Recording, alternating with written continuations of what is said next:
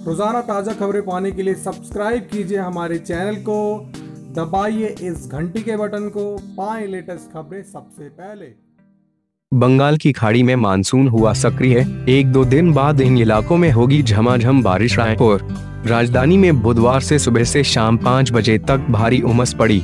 इसके बाद शाम 6 बजे के बाद मौसम ने अचानक करवट ली। गरज चमक के साथ तेज आंधी चली। इस दौरान कहीं कहीं हल्की बारिश भी हुई। दरअसल मानसून ने आधे आंध्र प्रदेश से आगे निकल चुका है। अब उड़ीसा और झारखंड होते हुए छत्तीसगढ़ में प्रवेश करेगा। बंगाल की खाड़ी में भी मानसून सक्रिय है। इधर राजधानी में बुधवार को दिन का तापमान 39.2 डिग्री रहा, जो सामान्य से 1 डिग्री कम था, लेकिन सुबह की आर्द्रता 63 होने और हल्के बादल छाए रहने से उष्ण कुछ ज्यादा थी। शाम को आर्द्रता 39% रही। इन इलाकों में हुई बारिश। मौसम विभाग के अनुसार प्रदेश के रायपुर, बिलासपुर, सरगुजा एवं बस्तर संभाग में कहीं कहीं हल्की से मध्यम बारिश हुई। दुर्ग संभाग में मौसम शुष्क रहा।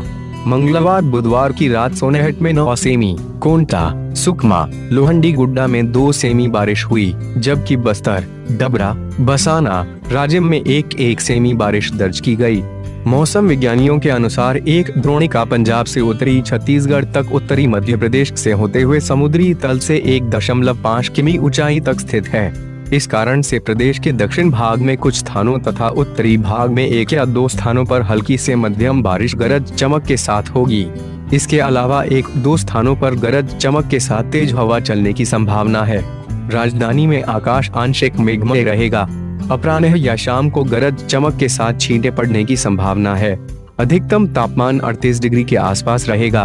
कहाँ कितना रहा तापमान? रायपुर 39.2, माना 39.0, बिलासपुर 40.8, पेंड्रा रोड 36.6, अंबिकापुर 34.6, जगदलपुर 34.1, दुर्ग 39.4, राजनांदगांव 38.0।